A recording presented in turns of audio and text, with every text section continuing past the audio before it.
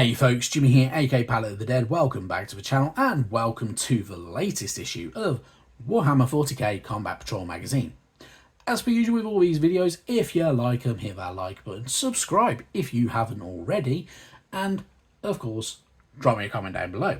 Love hearing back from you guys, it goes a massive way to helping out the channel too. Now, this week we are on issue number 54 of Good Old Combat Patrol magazine. It is part 2 of 2 for our good old Leagues of Votann Halfkin Warriors. I almost forgot what they were called then. Yeah, pretty cool stuff. So we have one sprue and all 10 28mm bases. Obviously last week we had sprues 1 and 2 already for these guys, so you could have started building them up from them sprues and then build up the last ones on these ones if you wanted to. You didn't have to, obviously, but yeah, pretty cool stuff. You have build options for all of these guys as well. So obviously we mentioned it last week, they have heads where there's no helmet. You have helmets for each individual one. You have some of them that have the open visors. You have different weapon loads out. You have the little pouches and grenades and stuff like that can be attached to the back of them. You have a knife facing forward, a knife facing backwards. You can have an axe, you can attach pickaxe to the backpack, you can attach a shovel to one of the backpacks, and stuff like that. Pretty cool stuff. Have a little bit of fun with it. At the end of the day, they are your minis. Build them how you want. So if you want to follow the guide exactly, follow the guide exactly. If you don't want to follow the guide exactly, don't. Do it your way. But have fun doing it. That is the main thing about the hobby that I will always say. Enjoy yourself, have fun, get going with it. Yeah. The more fun more you do to enjoy yourself in this hobby, the more less of a chore it feels. That's my way of seeing it anyway. Especially when you're building up plenty of minis. Anyway, enough rabbiting on about that. Obviously, last week we had our build guide for the good old Votann. This week we have our paint guide. So, carrying on in very, very similar style to the Carl that we've already had. If you're painting him up, bad and black as your undercoat works very, very well. The best thing for me personally would be spray paint them. You've got a lot of them if you've got the opportunity. So you want good weather, so ideally sunshine, although in the UK that's probably not going to happen now. It's September and we seem to be just getting rain all week, which is a bit annoying, but it is what it is. That works very, very well. You want around about anywhere between ideally 17 to 22 degrees in temperature. If it's a little bit under, so anything down to as low as 15 degrees, best thing to do, get yourself a jug of warm water, not boiling hot water, but pretty warm to the touch. And you're going to use a rattle can. Put your rattle can in that water for a few minutes to heat up. That activates paint. It helps it kind of spray easier. It stops it from kind of giving you a very rubbish coating of paint. And it works very, very well. You can do this during summer as well. Personally, during summer, what I tend to do, which is probably a little bit naughty, is I leave the can out in the sun for a little while to kind of adjust its temperature that way instead. It's a little bit slower though. Anyway, enough rabbiting on. This paint scheme, I must admit, I think looks really good. It's actually a really, really good fun one. So yellow, black is your core colours. A lot of silver in there as well, which, yeah, I'm not 100% sold on personally. I think the weapons could look better if you have something to break up that silver kind of colour. But it's entirely up to you how you want to go about doing it. But yeah, you're going to have some really, really good looking minis at the end of it. And yeah, you can't knock it, really. It does work very, very well. Yeah, when you're done, you're going to have something that looks like that, which is very good. I must admit, it's probably one of the better colour schemes that appear in any of the magazines. And one of the ones that I must admit I like the most. So, yeah, happy days. But yeah, really, really good stuff. So, Votann, one of my favourite looking armies. I've never played as them, even though I bought the army set when it first came out. But it is what it is. But yeah, I might actually get around to doing it now. Hopefully. Maybe. We'll see. Anyway, rabbiting on again. Moving on to our first read section of this week's magazine, all to do with technology of the leagues. So, the leagues of Votann are particularly advanced. They possess the technology to manufacture exceedingly high quality equipment and have the dedication to continually improve their designs over time. As soon as the leagues encounter a new threat, their artificers immediately begin developing a technological solution. At the heart of every hold is a forge, a hive of activity whose inhabitants work day and night to turn out the arms, armour and equipment that is used by their kindred. The forge is crewed by cog robots and overseen by a Brookier artificer, who labour under flashes of plasma arcs and the glow of molten metal. Each Brookier works from traditional schematics handed down by the ancestors, but their own creativity is far from limited. Indeed, it is expected that a Brookier will apply their expertise to adapting their designs as need demands.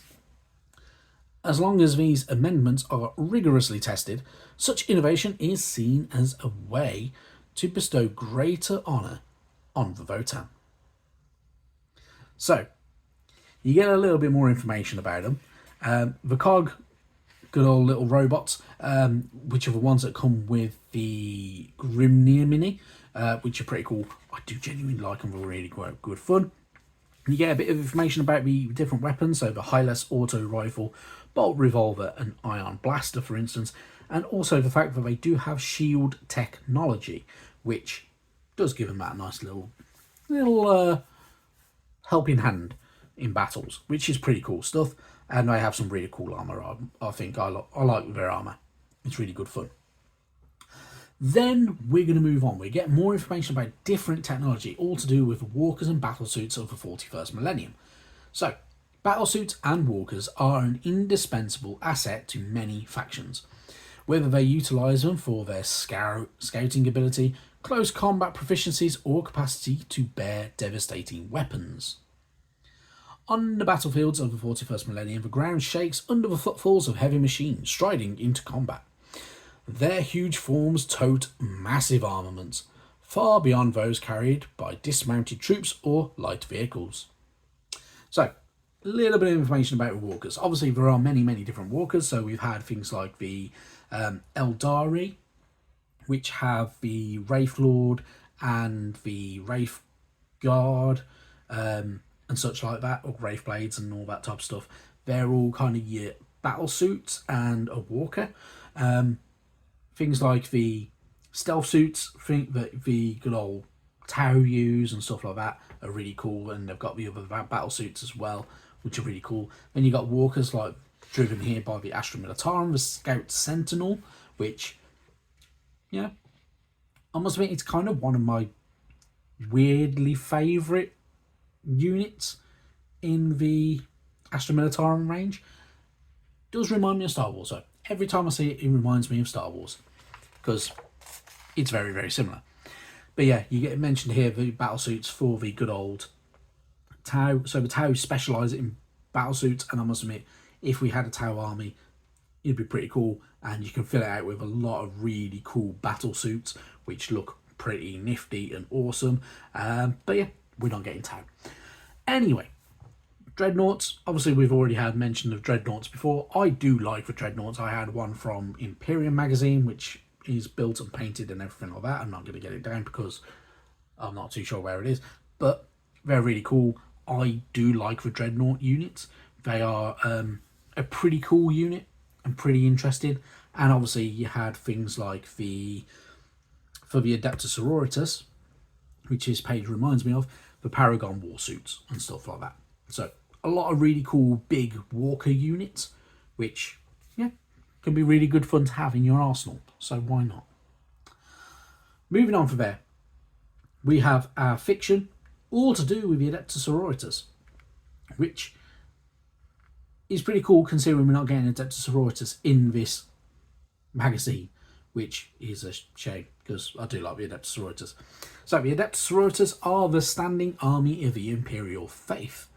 Equipped with elite power armour and armed with Martian technology, They are the last line of defense against psychers, mutants, and heretics. Here they respond as a rising gene stealer cult lays waste to an ancient shrine that has stood for generations. So a nice little bit of information about the nuns with guns. They are really cool.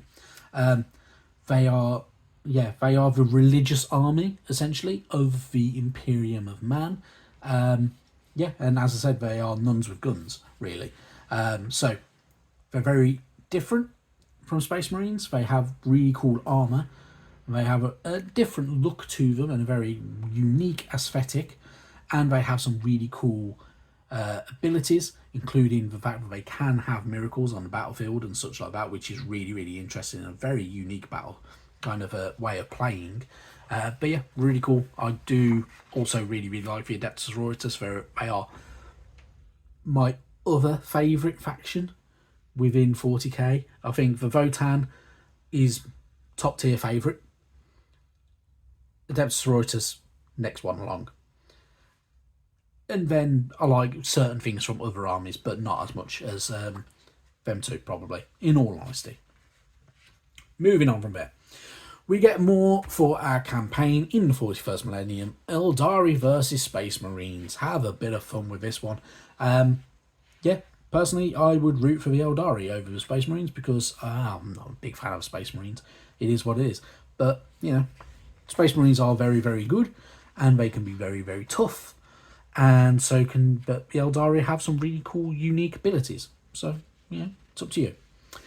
Then you got the campaign to do with the Eldari versus Tyranids. For this one, I would choose Tyranids personally, because I just think they're funny as hell. But yeah, Tyranids, pretty cool stuff. And the Tyranid army is designed to be a Ravening Horde army, which is pretty cool stuff. And yeah, happy days. And then finally, we're going to move on to the Scenario 33, Duck and Cover. So this obviously is going to give us a little bit to do with our Votan units to utilise. So you get to have a bit of fun with it, enjoy it, and yeah, should be good fun. So, Orcs versus Votan. Sounds like a match made in heaven, doesn't it, really? But yeah, have a bit of fun with it, enjoy it, and obviously utilising your boys split up and your Votan split up as well. You get to run and gun through them, which will be pretty cool stuff. Happy days. Moving on from there, and finally, next week and the week after, parts 1 and 2, so issue 55 and 56, is our Hernkin Pioneers. These are anti-grav speeder bikes. That's kind of the only way I can really think of describing them, in all honesty, off the top of my head. I must admit, I do like them. They're pretty cool. They have a nice uniqueness about them. They also do, only one of them has a guy stood on the back, but otherwise the other two carry loads of equipment, and they all have weaponry on them. They are really good fun. So these are kind of like the fast attack units for the good of Votan. So they'll utilise a lot of these vehicles around for that, and they're pretty cool looking. I do like them. I think they're a really nice looking kit. So happy days. That is it for this week.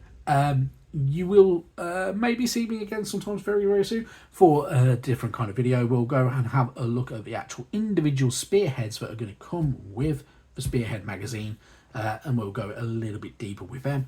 But for now, thank you very, very much for watching, and I'll see you sometime soon. Bye-bye now.